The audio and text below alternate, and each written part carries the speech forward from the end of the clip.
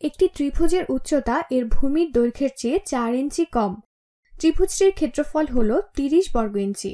ত্রিভুজটির উচ্চতা ও ভূমির দৈর্ঘ্য বের করতে হবে। এখানে ত্রিভুজের ক্ষেত্রফল বের করার সূত্র ব্যবহার করো, যেখানে ত্রিভুজের ক্ষেত্রফল সমান 1/2 গুণ ভূমি গুণ উচ্চতা। তো এখন একটু চিন্তা করা যাক। এখানে আমরা একটি ত্রিভুজ আঁকি। তো এই হলো আমাদের ত্রিভুজ। ধরি এর নিচের যে অংশটি সেটাই হলো ভূমি। ধরা যাক এটি হলো বি, আর এটি তাহলে হচ্ছে উচ্চতা। ঠিক এই অংশটি হলো উচ্চতা। এখন ত্রিভুজের ক্ষেত্রফল সমান 1/2 গুণ ভূমি গুণ উচ্চতা। এখন প্রথম বাক্যটি থেকে আমরা জানতে পারছি যে ত্রিভুজটির উচ্চতা হলো এর ভূমির দৈর্ঘ্যের চেয়ে 4 ইঞ্চি কম। তাহলে ভূমি থেকে 4 বিয়োগ করলে আমরা উচ্চতা পাব। প্রথম বাক্যটি থেকে আমরা তাই জানতে পেরেছি। ত্রিভুজটির ক্ষেত্রফল 30 বর্গ ইঞ্চি। অতএব আমরা 1/2 গুণ ভূমি গুণ উচ্চতা সমান 30 বর্গ ইঞ্চি পাচ্ছি। অথবা আমরা এভাবেও বলতে পারি যে 30 বর্গ ইঞ্চি সমান 1/2 গুণ ভূমি গুণ উচ্চতা।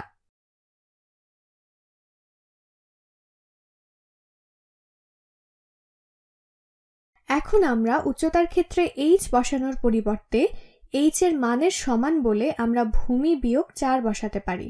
তো তাই করা যাক। ভূমি বিয়োগ 4। তাহলে আমরা এখানে কি পাচ্ছি? আমরা এখানে হলুদ রং দিয়ে লিখছি। আমরা পাচ্ছি 30 সমান 1/2 গুণ, এখানে b নিয়ে আসি। আমি এখানে সহজে বুঝিয়ে বলছি। আমরা এভাবে বলতে পারি b/2 গুণ b বিয়োগ 4। আমি এখানে ভূমির সাথে 1/2 গুণ করলাম। এবার 2 এর উপর b নিয়ে আসি। তাহলে খেয়াল করো 30 সমান b বর্গ ভাগ 2। b/2 গুণন b হলো b এর বর্গ ভাগ 2। আর এখন b/2 গুণন ঋণাত্মক 4 হলো ঋণাত্মক 2b।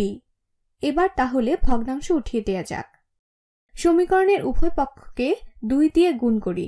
তাহলে এই পক্ষকে 2 দিয়ে গুণ করছি এবং অপর পক্ষকেও 2 দিয়ে গুণ করি। আর ডান পক্ষে পাই 2 গুণ b এর বর্গ ভাগ 2। অতএব শুধু b এর বর্গ থেকে যাচ্ছে। ঋণাত্মক 2b গুণ 2 সমান ঋণাত্মক 4b। এবার আমরা দ্বিঘাত সমীকরণ পাচ্ছি। এটি সমাধানের যথোপযুক্ত উপায় হলো আমরা এখানে যে 2 ঘাত সম্পন্ন পদ পাচ্ছি তার সমীকরণের সবগুলো পদের সাথে একপাশে নিয়ে আসি এবং এদের সমান যেন শূন্য হয়। সমীকরণের উভয় পক্ষ হতে 60 বিয়োগ করি। এখানে আমরা পাই 0 সমান b বর্গ বিয়োগ 4b বিয়োগ 60। তো আমাদের এখানে যা করতে হবে তা হলো এদের উৎপাদকে বিশ্লেষণ করতে হবে। এরপর না, যদি কতিপয় সংখ্যার গুণফল 0 হয় তাহলে বলা যায় হয় যে কোনো একটি বা সবগুলো সংখ্যা সমান 0 হবে। অতএব আমাদের b বর্গ বিয়োগ 4b বিয়োগ 60 এর উৎপাদক বের করতে হবে। আমরা এখানে দুটি সংখ্যা খুঁজে বের করতে চাই যাদের যোগফল হলো ঋণাত্মক 4 এবং গুণফল হলো ঋণাত্মক 60।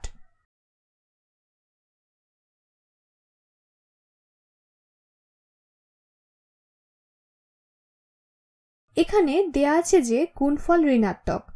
আমরা জানি যে আমরা বিভিন্ন চিহ্ন দেখতে পাই। এ থেকে বলা যায় যে তাদের পরম মান 4 একক দূরে অবস্থিত। এটি অন্য সংখ্যাগুলো হতে 4 কম। এবার আমরা 60 এর উৎপাদকগুলোর গুণফল দেখতে পারি। 1 এবং 60 এর মধ্যবর্তী দূরত্ব অনেক বেশি। যদি এদের মধ্যে একটি সংখ্যা ঋণাত্মকও হয় এদের যোগফল হয় 59 অথবা ঋণাত্মক 59। 2 এবং 30 উৎপাদক দুটিও দূরে অবস্থিত। 3 এবং 20 উৎপাদক দুটিও বেশ দূরে অবস্থিত।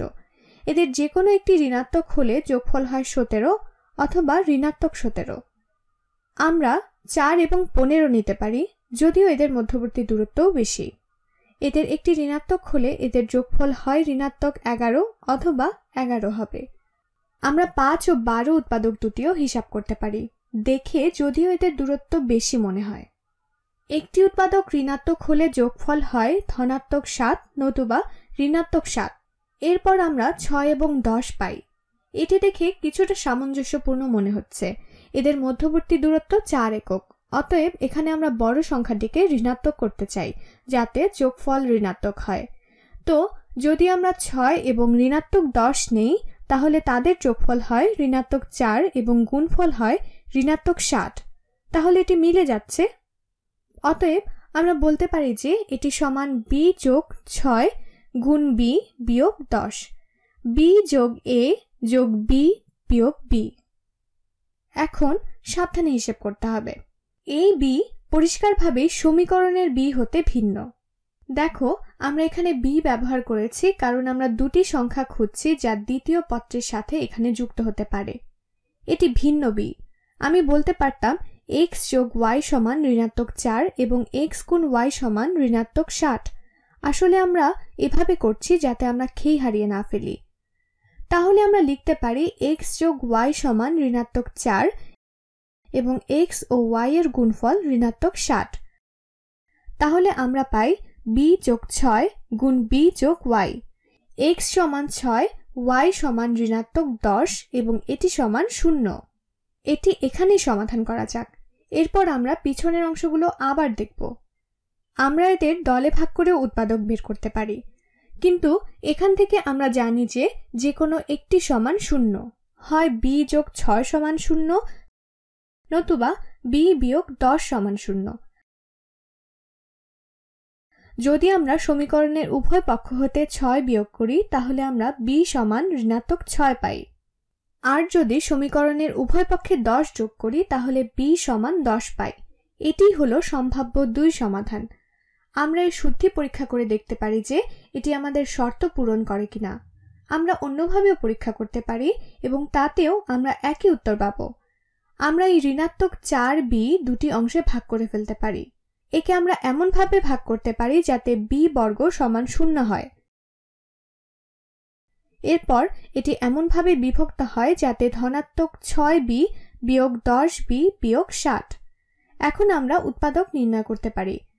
প্রথম দুটি অংশকে এক ভাগে নেই, পরবর্তী অংশকে দ্বিতীয় ভাগে নেই। এবার এদের একসাথে যোগ করি। আমরা প্রথম উৎপাদকটি পাব b। অতএব এখানে b গুণ b যোগ 6। পরবর্তী উৎপাদক হল ঋণাত্মক 10। তাহলে ঋণাত্মক 10 গুণ b যোগ 6, এরা প্রত্যেকে 0 এর সমান। এবার আমরা একটি উৎপাদক পাই b যোগ 6। আমরা যদি এখানে উৎপাদক b যোগ 6 পাই তাহলে 0 সমান b বিয়োগ 10 গুণ b যোগ 6 হয়। আমরা এখানে শুধুমাত্র উৎপাদক নির্ণয় করছি। এখন রইল শুধু b বিয়োগ 10। আমরা একটু আগে যা করেছি এখানেও তাই করব। তোমার যেটা সুবিধা মনে হয়। দুইভাবেই সমাধান হলো হয় b সমান ঋণাত্মক 6 অথবা b সমান 10। এখানে আমরা সাবধানে হিসেব করব। মনে রাখতে হবে যে এটি একটি কথার সমস্যার অঙ্ক। আমাদের এখানে শুধু b সমান হয় ঋণাত্মক 6 অথবা 10 বললেই হবে না। আমাদের এখানে শুধু b সমান হয় ঋণাত্মক 6 অথবা 10 বললেই হবে না। আমাদের খেয়াল রাখতে হবে যাতে এটি অঙ্কের প্রশ্নের সাথে সামঞ্জস্যপূর্ণ হয়। আমরা এখানে ত্রিভুজের দৈর্ঘ্যসমূহ বা বাহুর দৈর্ঘ্য নিয়ে আলোচনা করছি। আমরা অবশ্যই এখানে ঋণাত্মক দৈর্ঘ্য পেতে পারি না। এই কারণে ত্রিভুজের ভূমির দৈর্ঘ্য ঋণাত্মক 6 হতে পারে না। তাহলে আমাদের কাছে শুধু একটি সমাধান থাকছে। একটি ভুল প্রায় করেই ফেলেছিলাম। ভুলেই গিয়েছিলাম যে আমরা কথার সমস্যার অঙ্ক সমাধান করছি। এবার দেখা যাক কিভাবে ভূমির দৈর্ঘ্য হতে উচ্চতা বের করা যায়। আচ্ছা, তো ভূমির দৈর্ঘ্য হলো 10 আর উচ্চতা হলো 4 ইঞ্চি কম। তাহলে b বিয়োগ 4, অতএব উচ্চতা হলো 6। এবার তুমি শুদ্ধি পরীক্ষা করতে পারো। ক্ষেত্রফল হলো 6 গুণ 10 গুণ 1/2 অর্থাৎ 30।